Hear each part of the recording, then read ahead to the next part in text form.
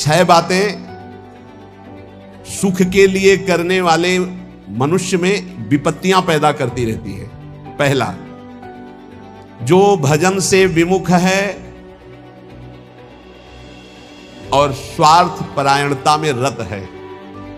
स्वार्थ परायण, कैसे धन बढ़े, कैसे भोग सामग्री बढ़े, कैसे कैसे, और भजन से विमुख है, वो कुछ भी कर ले परिणाम में उसे विपत्ति ही भोगनी पड़ेगी। वैसे हमें लगता है ये लिख लेना चाहिए, बिना भजन के कुछ भी कर लो परिणाम में आपको विपत्ति भोगनी पड़ेगी। हनुमान जी महाराज कहे, हनुमंत विपत्ति प्रभु सोई, जब तो सुमिरन भजन न होई।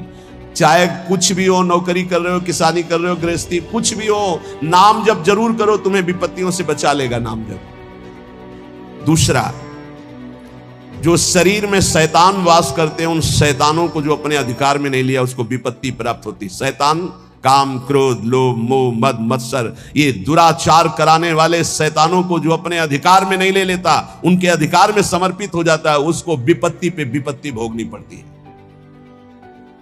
पहला, जो नाम जप ना करके केवल स्वार्थ के कार्यों में रत रहता है, कुछ भी कर ले विपत्ति भोगनी पड़ेगी।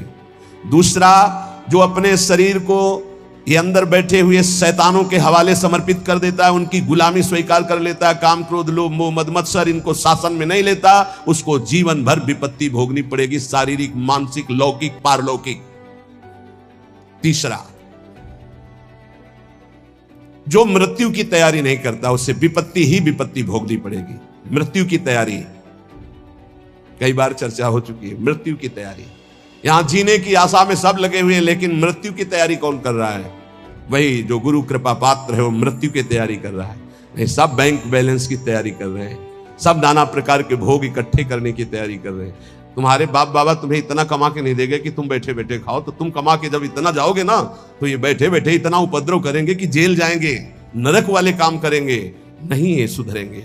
ये सुधरेंगे तब जब इनको ठोकरें लगेंगी और स्वयं में ये तैयार होंगे, तब ये लोक परलोक संभाल लेंगे। ये भोग सामग्री से सुधरने वाले नहीं। अगर आप सोचते हो अपने परिवार को मैं इतना भोग सामग्री इकट्ठा कर दूंगा सुखी हो जाएंगे, तो अपने परिवार की दुर्गति का स्थान बना करके जा रहे हो। परिवार को सतमार्ग, धर्मयुक्त बनाकर जाओ तो वो सुखी रहेंगे। अधर्म से कमाए हुए धन से परिवार को सुखी करने की चेष्टा करने वाला हर समय विपत्ति में ही फंसा रहेगा समय आने पर। मृत्यु की तैयारी न करने वाला विपत्ति में फंसता है। चौथा है, जो दूसरे के रिझाने में पूरा जीवन बर्बाद कर देता है। दूसरे के रिझाने, ईश्वर से विमुख होकर दूसरों को संतुष्ट करने में पूरा जीवन व्यतीत कर देता है, उसको विपत्ति भोगनी पड़ती है। पांचवा, जो सतोगुणी भोजन, सतोगुणी वार्ता, सतोगुणी कार्यों को छोड़कर राजसिक और तामसिक भोजन करता है, राजसिक तामसिक क्रियाएं और वार्ता करता है, उसे विपत्ति भोगनी पड़ती है। छठवां, जानते हुए अपने दोषों का समर्थन करता है और दूसरे को निंदास्पद शब्दों से संबोधन करता है। बड़ा विचित्र समय आ गया है। कल एकांतिक में कह रहे थे कि हजारों लोग जिस बात को आप मना करते हैं उसका सपोर्ट कर रहे हैं, तो फिर हम उसी बात को मानेंगे जिसे हजारों लोग, तो हजारों लोग गलत करें तो आप गलत को गलत नहीं बोलोगे, सपोर्ट करने लगोगे। हजारों गलती कर रहे हैं तो तुम उसी गलती को सपोर्ट करोगे। हजारों शराब पी रहे हैं तो तुम शराब को सही मानोगे। हजारों मांस खा रहे हैं तो आप उसको सही का निशान दे दोगे। हजारों व्यभिचार कर रहे हैं तो तुम सही का निशान दे दोगे। तुम्हारी बुद्धि भ्रष्ट हो गई। धर्म शास्त्रों के विरुद्ध आचरण करने वाले चाहे करोड़ों हो जाएं तो भी उसका विरोध होता रहेगा। अगर अंदर से आप विरोध करोगे तो निकल जाओगे दुर्गुणों से। यही बात कर रहे हैं। अपने दोषों का समर्थन करने वाले की दुर्गति होती है, विपत्ति में फंसता है। भगवान कह रहे त्यागात् शांतिरनंतरम, और उपदेश दिया दे रहा भोगात् शांतिरनंतरम। शास्त्र सम्मत जगत गुरु भगवान श्री कृष्ण की बात से बढ़कर किसकी बात होगी? ब्रह्म ऋषि जन भगवान की ही तो दी हुई बातों का अनुभव करके बोलते हैं। ये कौन सी रीति चल गई है? मनमानी आचरणों को साधना कहा जाता है। अपने दोषों का समर्थन करके उसे कहा जाता है वो पुराने जमाने की बातें थी, अब ये बातें माननी पड़ेगी। नहीं, ये 6 बातें जिनमें हैं उनको विपत्ति भोगनी पड़ेगी। करते सुख के लिए परिणाम दुख मिलता है। जो आनंद की प्राप्ति करना चाहते हैं वो जगत में नहीं है, वो प्रभु में है। इसलिए सहनशील बनो। आए हुए अंदर काम वेग को, क्रोध वेग को, लोभ के वेग को सहना सीखो। जो सहन करता है वही साधक है, जो सहन कर जाता है वही महात्मा है, जो अपने दोषों का शोधक है, शोध शोध कर दोषों का त्याग करता है, वही जगत का उद्धार करने वाला महात्मा बनता है। याद रखना, जो प्रभु के उपदेश से बिलक चलता है वो कभी महात्मा नहीं हो सकता, वो इंद्रियों का गुलाम हो सकता है। प्रभु की आज्ञा के विपरीत चलने वाला कभी महात्मा नहीं हो सकता है। ये महापुरुषों की वाणी है। हम तुम्हें एक ऐसा मार्ग बताते हैं जिस मार्ग में चलने से बहुत जल्दी आप ईश्वर के समीप पहुंच जाओगे। वो नाम जप करते हुए किसी से और ईश्वर से भी कोई चाह ना रखना, बहुत जल्दी भगवत प्राप्ति हो जाएगी। हम तुम्हें एक ऐसा मार्ग बताते हैं जो चलने पर बहुत जल्दी भगवत साक्षात्कार करा देता है। किसी से भी और ईश्वर से भी कोई चाह ना रखो, बहुत जल्दी भगवत प्राप्ति हो जाएगी। नाम जप करते हुए कोई चाह ना रखो, बहुत जल्दी भगवत प्राप्ति हो जाएगी। और याद रखना, जो नाम जप करता है ईश्वर से कोई चाह नहीं रखता, तो ईश्वर उसकी ऐसे चिंता करता है जैसे छोटे बच्चे की मां चिंता करती है। किस समय उसको बाल भोग देना, किस समय उसको दुग्ध पान कराना, किस समय उसे स्नान कराना, ये मां की चिंता है, ना कि बालक की। जो ना किसी से चाहता है ना ईश्वर से चाहता है, खूब नाम जप करता है, उसे बहुत जल्दी भगवत प्राप्ति हो जाती है। निष्प्रयोजन भार स्वरूप उनका जीवन होता है जो भजनहीन होते हैं, बिल्कुल बेकार मरा जीवन। जिन हरि भगत हृदय नहीं आनी, जीवित सौ समानते प्राणी। क्या मुर्दे का सा जीवन है। इतना कीमती जीवन, एक एक श्वास भगवान के भजन में लगानी चाहिए। व्यर्थ के जीवन में, व्यर्थ के खान पान, कई कई ऐसी बातें जिनकी याद आकर हृदय में आम हंसता है, ऐसे जीवन को नष्ट किया जा रहा है। भ्रमण में सब दृश्य देखे, गंगा का किनारा पावन तपस्वियों के लिए भी और राक्षसों के लिए भी है। जो पावन स्थान तप के लिए है, वही राक्षसों के दंडकारण्य में तपस्वी भी तपस्या करते थे, राक्षस भी रहते थे। दोनों का ये व्यर्थ जीवन, निरर्थक जीवन, जो अपनी वासनाओं की पूर्ति के लिए दूसरे जीवों को तड़पा तड़पा के, फिर काल उनको तड़पा तड़पा के मारता है, सांस लेने का अवसर नहीं देता। इसलिए निष्प्रयोजन भार स्वरूप मानो जीवन मत जियो। कीमती जीवन है। जिनका भोजन पवित्र है, उनके विचार पवित्र हैं, वही एकांत में ईश्वर अर्पण बुद्धि से अपने समय को व्यतीत करते हैं। कार्य करते हुए एकांतिक अर्थात अंदर चिंतन चल रहा है, ईश्वर अर्पण। सात्विक भोजन भूख की अपेक्षा कम खाओगे तो भजन बहुत जोर का होगा। लौकिक प्रतिष्ठा बढ़ने लगे तो भगवान से प्रार्थना करो कि आपका स्मरण न छूटने पावे, लौकिक प्रतिष्ठा में महत्व न होने पावे। जानबूझकर सुख सुविधाओं का त्याग करके जितनी कम वस्तुओं का सेवन कर सको, कम पैसे वाली वस्तुओं का, उतना ही तुम्हारा ईश्वर के प्रति प्रेम बढ़ेगा। ईश्वर इच्छा को जानने वाला ही महात्मा होता है। जोई जोई प्यारो करे सोई मोई भावे, मेरे प्यारे की क्या इच्छा है ये महात्मा जानता है। अन्याय से प्राप्त वस्तुओं को पाने वाले के सारे करण पाप लिप्त हो जाते हैं। अंतःकरण, बुद्धि, मन, चित्त, अहंकार, वो इच्छा ना होने पर भी दूषित अन्न के कारण पाप इच्छा प्रकट होकर उससे पाप कराती है।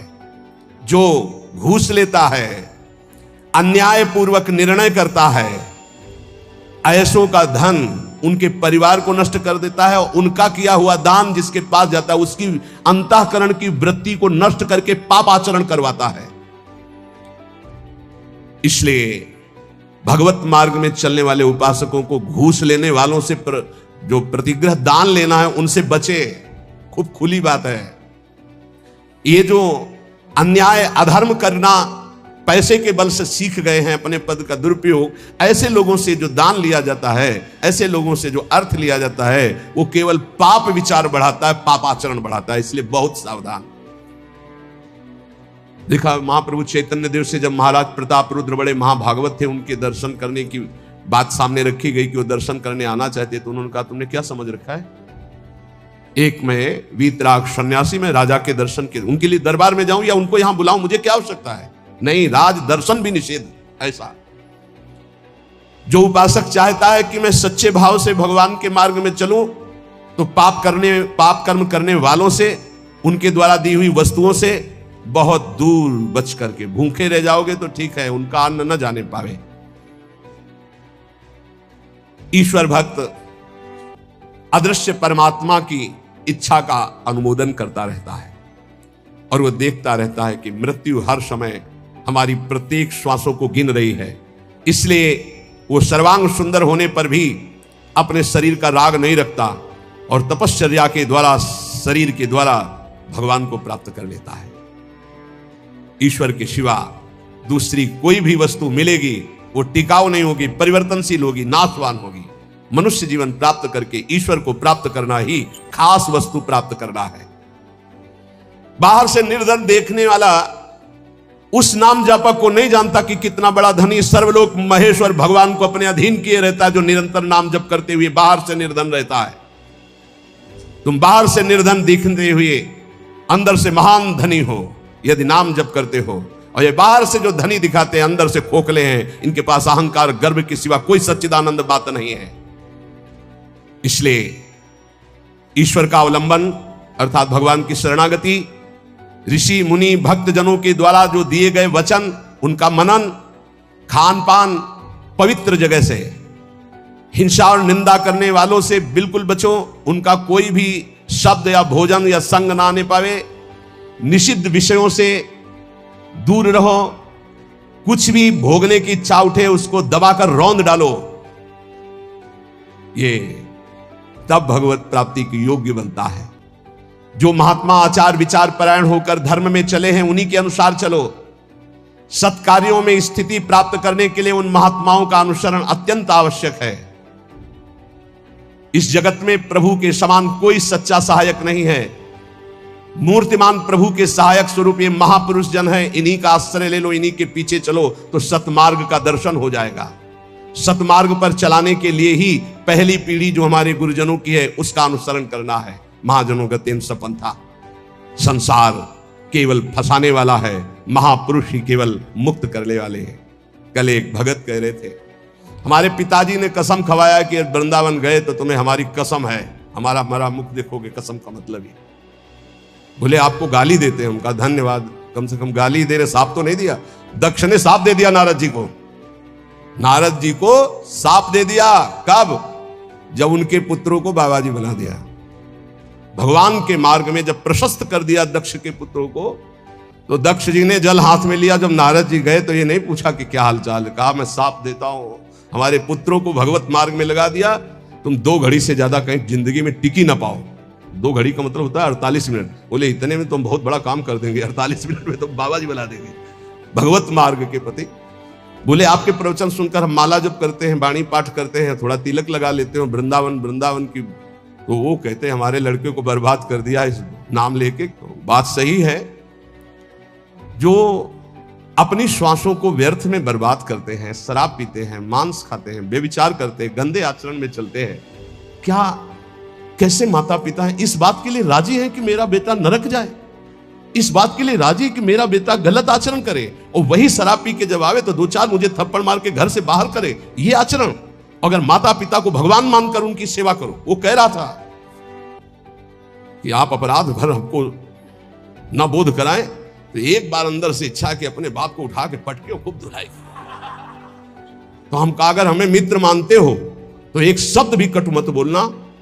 गुरु मानते हो कि नहीं वो तो तुम जानो, दोस्ती के लिए तो हम हाथ फैलाते हैं, हम हित मित्र हैं। अगर हमें मित्र मानते हो तो ऐसे माता पिता के रोज पैर छुओ, उनमें भगवान की भावना करो और मेहनत करो, लेबरी करके भी कमाओ और उनको खवाओ पियाओ, और वो जब हमारी निंदा करें तो कान में अंगुली डाल लो और अपने सतमार्ग में चलो। बड़ा विचित्र समय है।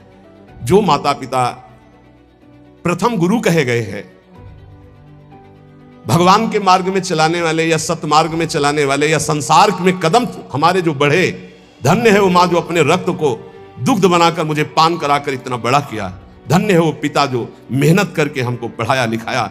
अब वो चाहे जितना कड़ुआ बोले, हम उसे भगवान की तरह पूजेंगे, सबको ये मानना चाहिए। उनकी वृद्धावस्था वो कुछ भी बोल सकते हैं, बड़े लोग हैं, हमें उनकी सेवा करनी और सतमार्ग में चलना है।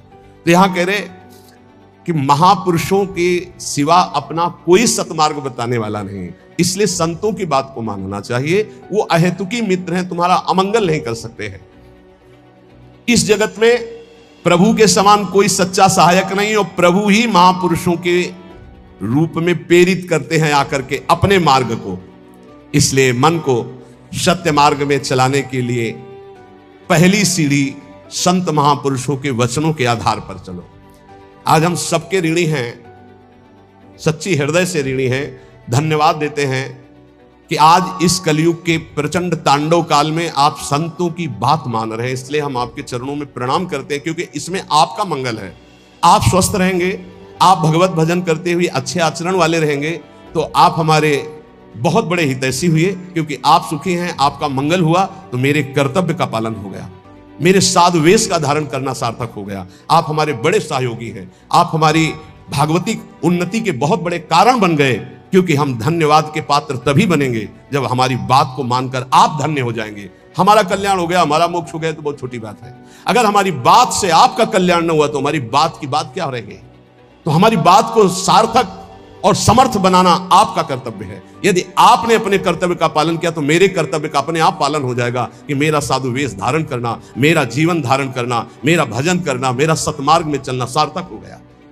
हमारे देश के यदि 2-4 हजार लोग भी कुमार्गगामी प्रवृत्तियों को छोड़कर भगवत मार्ग में चल रहे तो हृदय से आशीर्वाद देता हूं। आशीष देने के लिए तपस्या की जरूरत नहीं होती। मां अपने बच्चे को आशीष देती तपस्या से नहीं, दुलार से। आप स्वस्थ रहिए, आपकी बुद्धि स्वस्थ रहे, आपके जीवन का परम लक्ष्य भगवत प्राप्ति आपके हाथ में आवे, आप कभी गलत आचरणों में ना फंसे। अगर वार्ता को सुन करके अपने मन में धारण करेंगे तो निश्चित ये वस्तु आपको प्राप्त होगी, क्योंकि हमारा जन्म सिद्ध अधिकार है भगवत प्राप्ति करना। जो संतों में पूर्ण श्रद्धा रखते हैं, अध्यात्म विषय में चलना चाहते हैं, उनको परमात्मा साक्षात्कार निश्चित हो जाता है। जो संतों में पूर्ण विश्वास करते कि ये जो कह रहे हैं सत्य। कभी भी अगर दान शब्द का आया है तो मन का दान कीजिए, श्वासों का दान कीजिए, अपने जीवन का एक एक कर्म भगवान को समर्पित कर, ये शुद्ध बातें परमार्थ की। अगर कभी दान पुण्य की बात चली तो पहले कह दिया है कि शास्त्र में लिखा है इसलिए पढ़ रहा हूं, हमारी आस्था इस पर नहीं है। हमारी आस्था का विषय हर श्वास भगवान नाम स्मरण हो, यही जीवन का परम लाभ। भगवान श्री कृष्ण चंद्र जी कृपा करके वर्णन करते हैं कि जब साधना अवस्था से सिद्धावस्था में उपासक पहुंचता है तो उसकी स्थिति क्या होती है? बोले यदृच्छालाभ संतुष्टो द्वंद्वातीतो विमत्सरः समा सिद्धावसिद्धौ च कृत्वापि न निबध्यते। अपने आप जो कुछ भगवान की इच्छा से व्यवस्था हो जाती है उसमें वो संतुष्ट रहता है सिद्ध पुरुष। तो साधक को सिद्धों का अनुसरण करना चाहिए। यथा लाभ संतोष सदा काहू सो कछु न चाहोगे, बहुत बड़ी सिद्धि है। यदि अच्छा लाभ संतुष्टो, मांगना बंद कर दो, ना भगवान से मांगो ना किसी मनुष्य से मांगो, मांगना बंद कर दो। यहां कह रहे मांगो मत, तो ऐसे देने के लिए बोलो मत, दोनों बातें संभाल के। भगवान की इच्छा ऐसे कर दिया, नहीं आया तो बोलना नहीं। कभी तुम बोलो मत और कभी तुम मांगो मत। ऐसे बोलने से अपराध लगता है और ऐसे मांगने से अपने इष्ट की निष्ठा जाती है। और बोल दिया तो कर्जा समझ लेना, और मांग लिया तो आश्रय छूट गया, ये बात समझ लेना। दोनों को अपनी अपनी निष्ठा में रखना है, ना मांगना है और ना देने के लिए बोलना है। ऐसे दे दो, कोई जान नहीं पाया। और जैसे हरि रखते हैं वैसे रह जाओ, और उसका एहसान मत मानो देने वाले का, तो दोनों का परमार्थ पुष्ट हो जाए। यदृच्छा लाभ संतुष्टो। बिल्कुल ये हम विनोद में बहुत खास बात बता रहे हैं। कभी संतों से, कभी भगवान के सामने, कभी ऐसे जैसे एक आए थे कि हमने कहा था कि हे हनुमान जी हमारा काम हो जाएगा तो आपको मंदिर बनवाएंगे। तो काम तो हो गया महाराज, मंदिर नहीं बना तो हमारी दुर्गति होगी। हमका पक्की, इसमें पक्की इसमें कच्ची नहीं होगी। देखो भगवान के सामने संकल्प मत करो। अगर आपको कोई मांग रखनी, देखो सत्संग सुलझाव का है। सत्संग मतलब सुलझना। हमारे बाप हो, हे प्रभु मुझे ये चाहिए, जैसे अपनी मम्मा और पप्पा से मांगते हैं तो कैसे मांगते हैं? हमें चाहिए। उनको हम ये थोड़ी कहते हैं कि हमको ये दे तो तुम्हें हम ये ले आएंगे, तुम्हें वो ले आएंगे, तुम्हें ऐसा प्रलोभन देते हैं क्या? थपड़िया देंगे माता पिता। हमारा बच्चा हमको प्रलोभन देता है, जाल में फंसाना चाहता है। ऐसे थपड़िया जाओगे अगर प्रभु को प्रलोभन। और अगर बड़े दाता बनते हो कि मंदिर बनवा देंगे तो फिर काम हो गया, बनवाओ मंदिर। नहीं बनवाओगे तो फिर भगवान का जो विधान है वो आपको फिर परेशान करने लगे। कभी संकल्प मत करो, कभी भगवान के मंदिर में कुछ वादा मत करो, कभी संतों के पास कोई वादा मत करो। वादा करो तो फिर अक्षरशः पूरा करो, नहीं मत करो वादा। अपनी मांग रख दो। संत हैं पिता के समान हैं, प्रभु हैं परम पिता के समान हैं, हनुमान जी हैं हमारे गुरु भाई है, हमारे मित्र हैं, हमारे इष्ट के प्रेमी है। अम्मा तो अम्मा है जगदम्बा, उनसे का है। उनसे मांग लो, उनसे क्या कहले कि आपको चुनरी उड़ा देंगे, वो चुनरी की कमी है। अरे जिनके दूल्हा भगवान शंकर, उनकी चुनरी कमी, विश्वात्मा भगवान। अम्मा हो आप, हमें दे दो, हमारे मन में लालसा जगी। अब बेटे हो तो कुछ तुम्हें आवश्यक है तो आप भाव अपने अर्पित कर सकते हो मां के समान, लेकिन मांगना और वादा करना ये दो बातें नहीं। आज सत्संग में बात बैठा लो, ना भगवान के सामने ना कभी संत के सामने कभी वादा मत करो कुछ देने का। तुम्हारे पास जो कुछ है वो गुरुदेव का, इष्ट का है, क्या दोगे? अगर वादा करो तो उसे भूलो मत, निर्वाह करो। दूसरी बात, मांगो मत, वो सर्वज्ञ है, अपने आप पूरा करेंगे। यदृच्छा लाभ संतुष्टो, जैसे भगवान परिस्थिति दे रहे उसमें संतुष्ट रहो। द्वंद्वातीतो विमत्सरा, किसी भी द्वंद्व का तुम्हारे ऊपर कोई प्रभाव ना पड़े।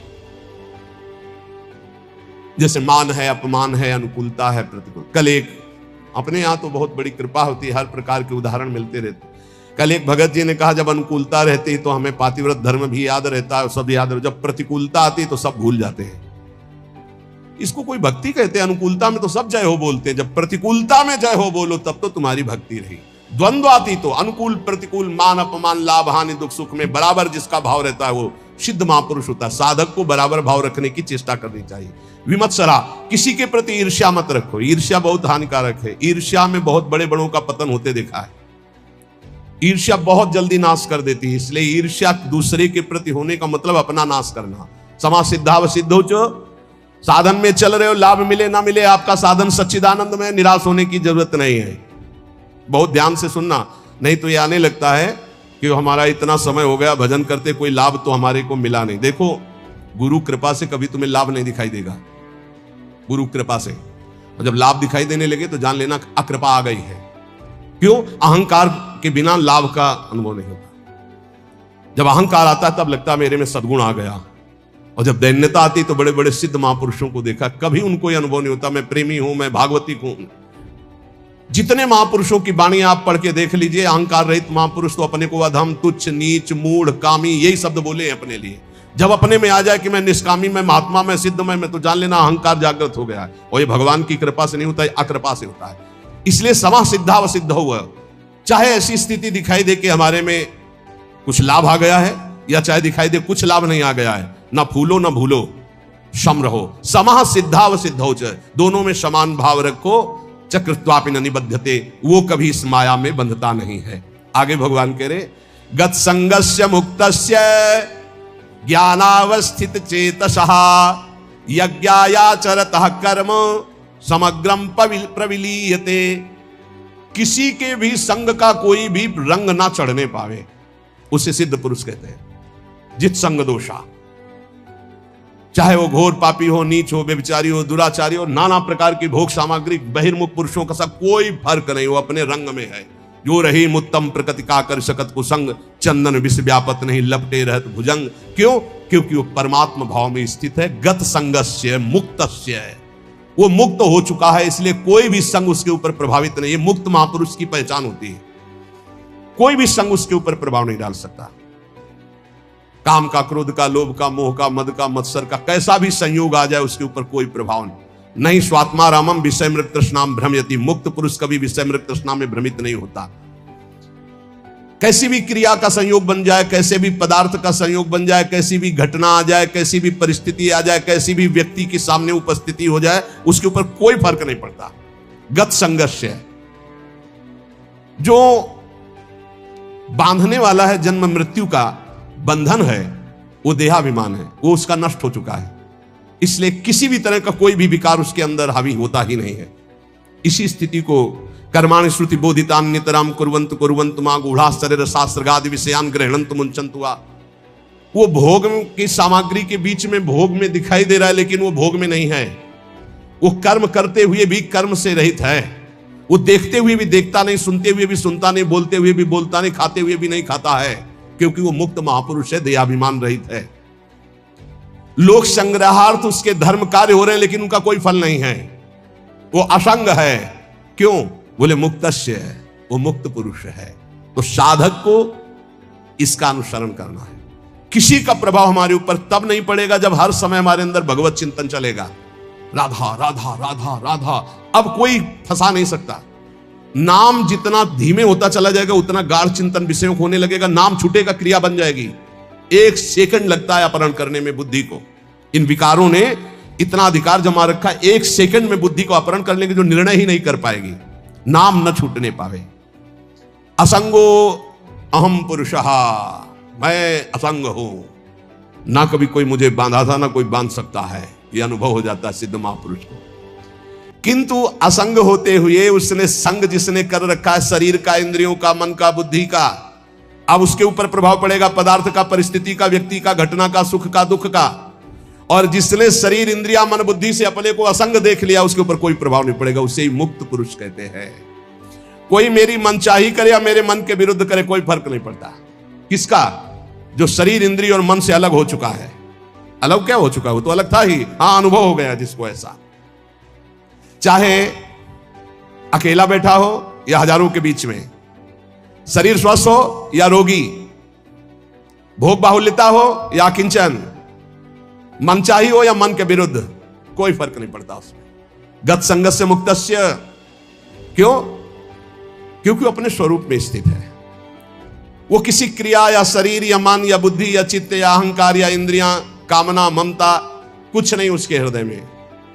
लेकिन साधक के हृदय में सब होता है, साधक के हृदय में सब होता है, पर होते हुए भी वो नाम जप के द्वारा, प्रवीण हुई बुद्धि के द्वारा अपने को बचा लेता है। मुक्त पुरुष की पहचान है कि वो विविध प्रकार के भोगों के बीच में रहते हुए भी किंचन मात्र विक्षिप्त नहीं होगा, किसी भोग का उसके ऊपर कोई प्रभाव नहीं पड़ेगा।